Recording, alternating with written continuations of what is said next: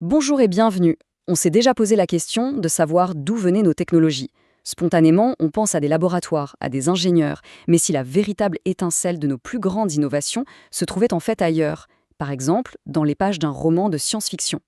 On a souvent cette image de la science-fiction comme une sorte de boule de cristal, une tentative un peu vaine de deviner à quoi ressemblera demain.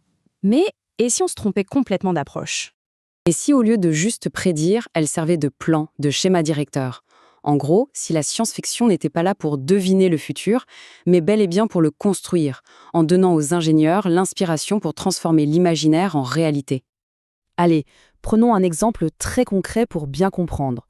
En 1942, un auteur, Robert Heinlein, imagine une histoire, Waldo, sur un génie qui peut manipuler des objets à distance grâce à des bras robotiques. À l'époque, c'est de la pure fantaisie. Et pourtant, cette idée va directement inspirer des pionniers de ce qu'on appelle aujourd'hui la robotique de téléprésence. Et là, attention, ce n'est pas une simple supposition. C'est Marvin Minsky lui-même, un des pères fondateurs de l'intelligence artificielle, qui le dit. Il a carrément affirmé que la fiction d'Heinlein a été l'étincelle qui, des décennies plus tard, a mené à nos technologies actuelles. Le lien est direct, il est documenté. C'est fascinant. Bon, ce lien direct entre fiction et réalité, il ne s'arrête pas à un seul robot, évidemment. Voyons comment ça s'est appliqué à une ambition beaucoup plus vaste, le rêve de connecter l'humanité entière. Bien avant qu'Internet ne soit partout, la France, dans les années 70 et 80, s'est lancée dans un projet fou, le Minitel. Et ce qui est incroyable, c'est que pour justifier cet effort colossal, les promoteurs du projet disaient noir sur blanc qu'il s'agissait de réaliser des rêves issus de la science-fiction. L'intention était là dès le départ. C'est à peu près à la même époque qu'un mouvement littéraire va tout changer, le cyberpunk. Des auteurs comme William Gibson n'ont pas juste écrit des histoires, non. Ils ont carrément créé tout le langage, tout l'imaginaire de l'ère Internet. Le cyberespace, les hackers, les mondes virtuels, tout ça existait dans les livres cyberpunk bien avant d'arriver dans nos vies. Et cette influence a directement nourri la culture des premiers réseaux. Les pionniers d'Internet étaient portés par des idéaux très utopiques tirés de cette fiction. Une structure démocratique, d'égal à égal, le fameux peer-to-peer, l'idée d'une coopération libre, d'une transparence totale. C'était un peu un rêve libertaire de créer des zones autonomes, numériques, loin du contrôle centralisé. Mais le rêve ne s'est pas arrêté à la simple connexion. La science-fiction a aussi nourri une ambition encore plus folle. Pas seulement accéder à de l'information, mais carrément s'immerger complètement dedans. C'est génial de voir comment l'idée de la réalité virtuelle s'est construite brique par brique au fil des décennies et des romans. Chaque auteur a ajouté sa pierre. Ça part de la nurserie virtuelle de Bradbury, ça passe par le holodeck de Star Trek, puis Gibson arrive et nomme le cyberespace, et enfin Stevenson conceptualise le métavers. La fiction a littéralement bâti le concept bien avant que la technologie puisse ne serait-ce qu'effleurer l'idée. Et puis, en 1999, c'est l'explosion, Matrix. Ce film, c'est le point culminant de toutes ces idées. Il a pris ce concept de réalité virtuelle qui mûrissait depuis 50 ans dans la SF et l'a projeté dans la culture populaire mondiale en y ajoutant une couche philosophique super puissante. Mais le plus fou, c'est que cette idée qui semblait si révolutionnaire a des racines incroyablement anciennes.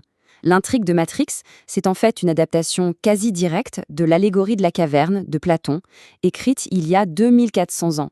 Des prisonniers qui prennent des ombres pour la réalité, ça ne rappelle rien? La science-fiction a fait le pont entre une philosophie antique et nos questionnements technologiques les plus actuels.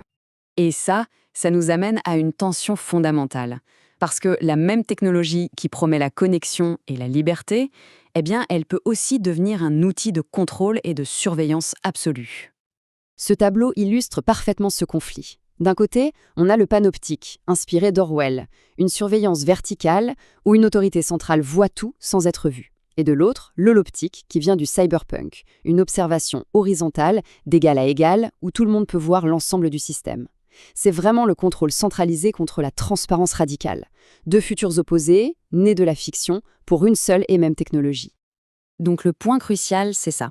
La technologie en elle-même est neutre. C'est l'idéologie, la vision du monde qui guide sa conception et son usage qui va déterminer si elle devient un outil de libération ou une prison numérique. D'accord, mais alors, comment ça marche, ce processus? Comment est-ce qu'une simple histoire peut se transformer en une innovation bien concrète? C'est quoi le mécanisme? En fait, le processus peut se découper en 3 étapes clés. D'abord, étape 1, L'histoire crée un rêve. Un récit nous présente une nouvelle technologie et la rend désirable. Ensuite, étape 2, ce rêve crée un désir collectif. L'idée se propage et génère une sorte de frustration relative. On voit cette technologie dans la fiction et on la veut dans la réalité. Et enfin, étape 3, le désir alimente l'innovation. Ce désir collectif, ça crée un marché potentiel et ça mobilise les chercheurs et les investisseurs pour enfin transformer la fiction en fonction. Pour résumer, la science-fiction agit comme un catalyseur. Elle fournit le langage commun, les images, les objectifs partagés qui permettent à tout un écosystème, des chercheurs aux investisseurs en passant par les consommateurs, de s'aligner sur une vision commune de l'avenir et de travailler à la concrétiser.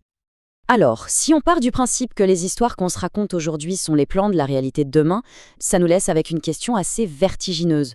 En regardant la science-fiction actuelle, quel monde sommes-nous collectivement en train de construire pour les générations futures ?